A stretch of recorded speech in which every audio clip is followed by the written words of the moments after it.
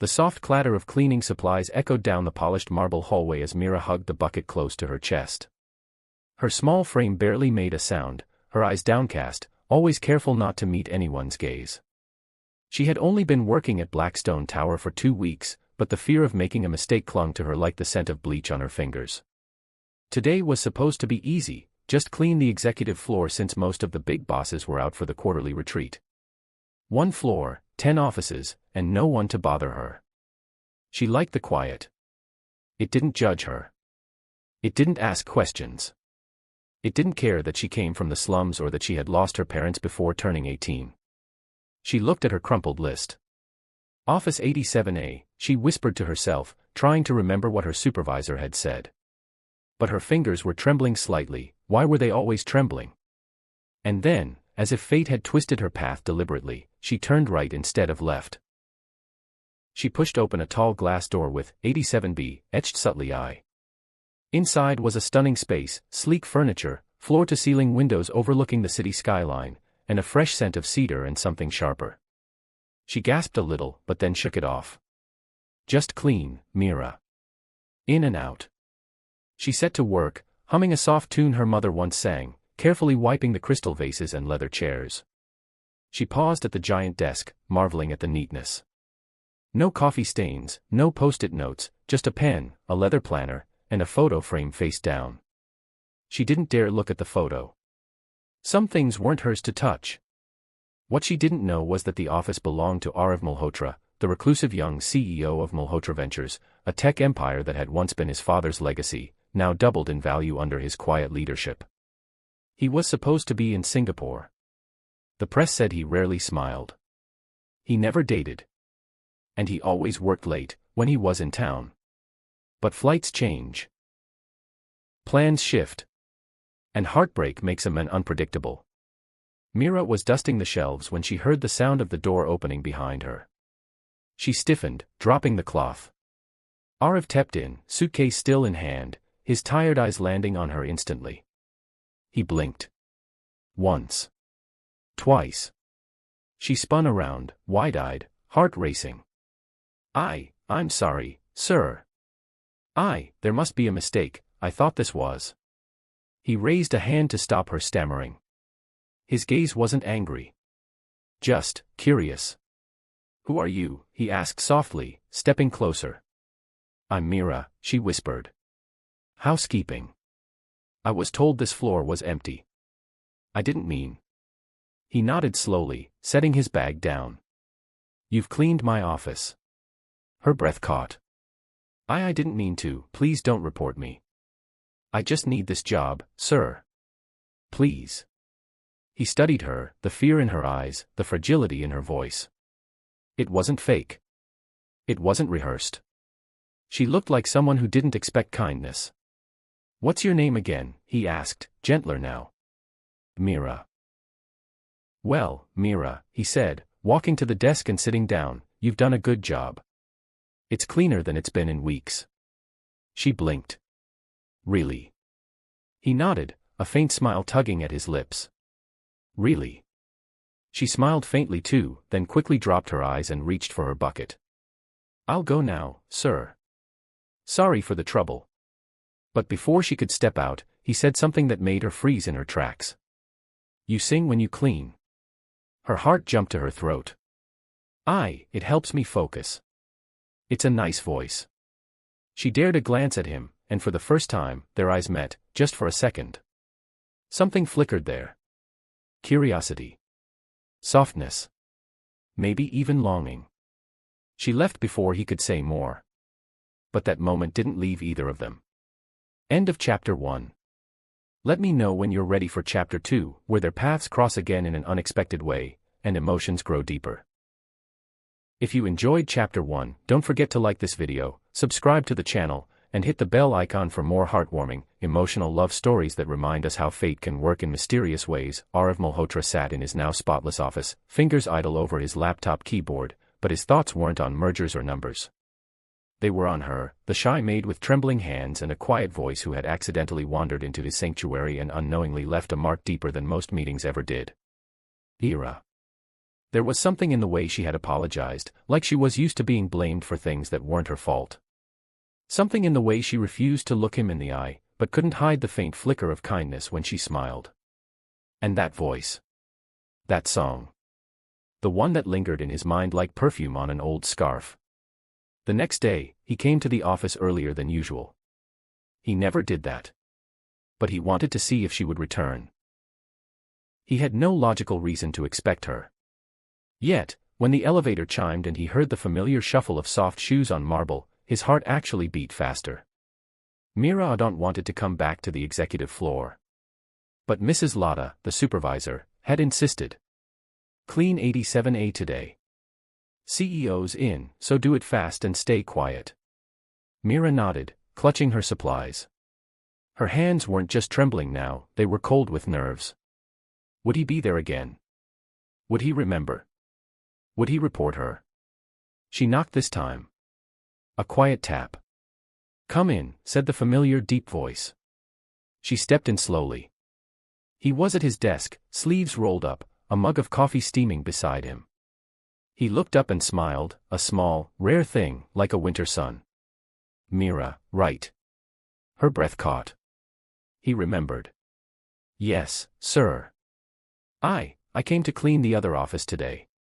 87A. I know, he said, standing. But you're welcome to clean here too. I don't mind. She hesitated. You don't? No, he said, I like the way you cleaned. And the way you sang. Her cheeks flushed crimson. She stared at the floor. I wasn't supposed to. Sing, he said, stepping closer. I think sometimes the heart sings when the world forgets to listen. She looked up at that, really looked, and something shifted. Over the next week, Mira cleaned his office 3 more times. Always with permission. Always in silence, except when he gently coaxed a word or two from her. He'd ask her about her life, where she came from, what she liked. She never said much. But when she did, it was real. She told him about her mother's favorite songs, her father's old guitar that got sold to pay rent, the nights she studied under street lamps hoping to finish school. She didn't say these things to get sympathy. She didn't know how beautiful her story sounded. He listened. He really listened. And for the first time in years, Arav felt something warm bloom in his chest. He started leaving notes on the desk. Simple ones. Thank you for today. Your singing made this room feel alive. Do you like jasmine tea? And one day, would you have lunch with me? She found that note folded under her cleaning cloth. Her hands trembled more than ever. Was this a joke? A trap? Rich men didn't fall for maids. She had seen too many girls get hurt thinking they could mean something to someone like him. But Aar wasn't like the others. He waited. Respectfully. Patiently. She said yes. Lunch turned into coffee. Coffee into walks. Walks into late-night conversations in the office where laughter replaced hesitation. But not everyone was happy. One morning, Mira arrived to find Mrs. Lotta fuming. What have you done, girl? The CEO himself asked for you to be transferred to his private cleaning list. Do you think this is normal? I didn't ask him for anything, Mira whispered. Just remember where you came from, the woman warned. He'll never marry a maid. That night, Mira didn't return Arav's call. He noticed. He felt the distance, the cold. The next morning, she didn't come. So he went looking. Down to the lowest floor. Through the dim halls where executives never walked. Past the carts and brooms and laundry bins. And there she was. Sitting in the break room, wiping tears off her cheeks with her apron. Why didn't you come? He asked, voice soft. She stood quickly. I'm sorry, sir. I shouldn't have, I don't belong. Don't ever say that again, he interrupted. She froze. You belong wherever you are treated with respect, he said, walking to her. And I never asked for your status. I asked for your time. Because I like being around you, Mira.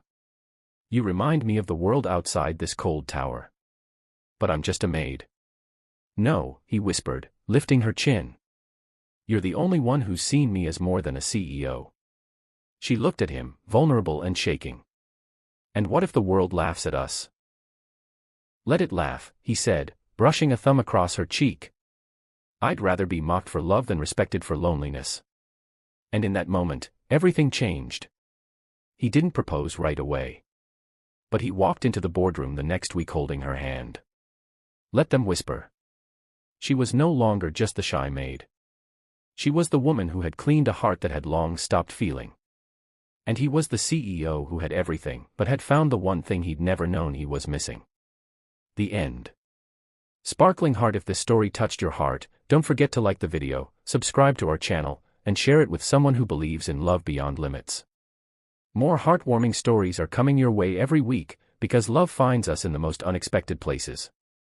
Sparkling heart. 6 months had passed since Mira first stepped into the wrong office. 6 months since her world shifted, not because she had climbed any ladder, but because someone powerful had bent down, not to rescue her, but to truly see her. The media found out, of course. They always did. At first, it was subtle, CEO spotted walking with unknown woman. Then it escalated. Mystery maid captures billionaire's heart. And finally, Cinderella or scandal. Mira hated the attention.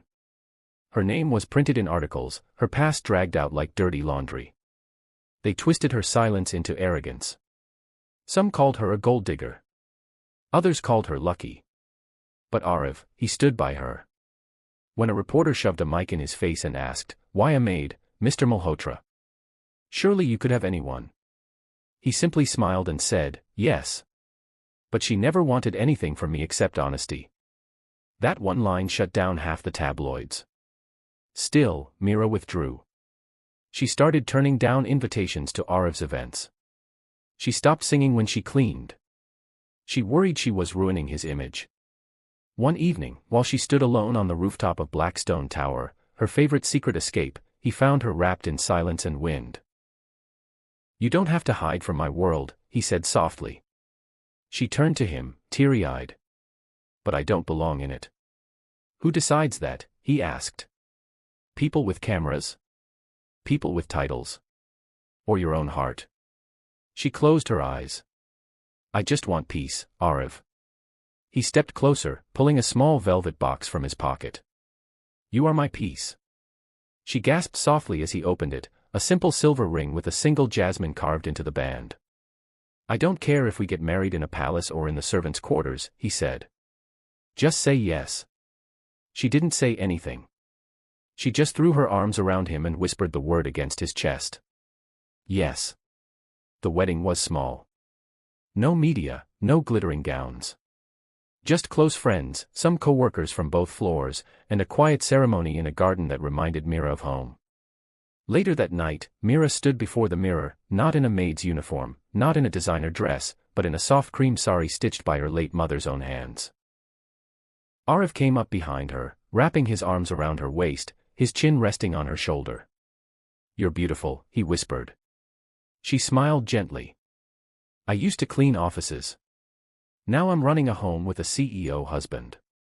It still feels like a dream." He kissed her temple. "You didn't just clean my office. You dusted off a man who forgot how to feel." They danced under the stars, no orchestra, just the quiet melody of her old song playing in the distance. The one she used to hum while cleaning. The one he asked her to record as a gift to himself. She had titled it, Right Room, Right Time. The end of Chapter 3.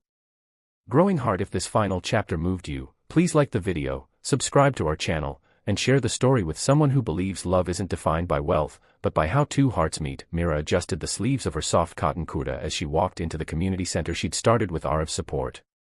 A place for women like her, maids, widows, orphans. Those the world rarely noticed. Her days were no longer spent scrubbing floors, but in building futures. Yet she never stopped being who she was at heart, humble, gentle, rooted. Life with Arav had become peaceful, even joyful.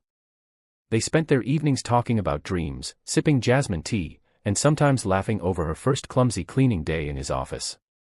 But fairy tales never remain untouched forever. One morning, Arav received an anonymous email, a photo of Mira. Before they met, working at a rundown guesthouse known for illegal dealings. Attached was a forged document labeling her as a former accomplice. The board of directors panicked. What if she's using you? She's not who she says she is. Your judgment is clouded, Mr. Malhotra. Arav threw the papers across the table. She has more honor in one day than you have in your entire careers. But Mira, she was devastated. I don't want you to lose everything for me, she said, voice breaking. I gained everything when I found you, he replied. Still, the attacks grew. Newspapers reignited. Online trolls mocked. Stockholders grew nervous. Even some friends began to pull away. Mira disappeared for 2 days. When Arav finally found her, she was standing in front of her old home in the slums, surrounded by barefoot children who were laughing as she told them stories. I came to remember who I am, she said, eyes rimmed with quiet strength. I won't run anymore. Together, they launched a press conference. Mira stood beside Arav, not hiding, not afraid. She read a statement with her head held high, detailing her real past, abandoned, overworked, and forced to work wherever she could to survive. But I never stole. I never lied. And I never pretended to be more than what I am. I fell in love with a man, not his bank account. If that's a crime, I'll gladly be guilty. The room was silent. And then, a slow clap broke the stillness, followed by a standing ovation. Later that night, as they sat on their balcony under the stars, Arav took her hand in his and said, "They tried to tear us apart." She leaned into him. "But love that is tested, is love that's true." He smiled. "How did I get so lucky?" She chuckled softly. "You walked into your office too early. And I walked into the wrong room." They laughed. A long, healing laugh. Then silence. Then peace. The end of chapter 4. Glowing star, if this story inspired you, made you tear up, or believe again in second chances, please like this video, subscribe to our channel, and comment below with your favorite moment. We bring you emotional love stories every week that remind us all, love isn't about status, it's about soul.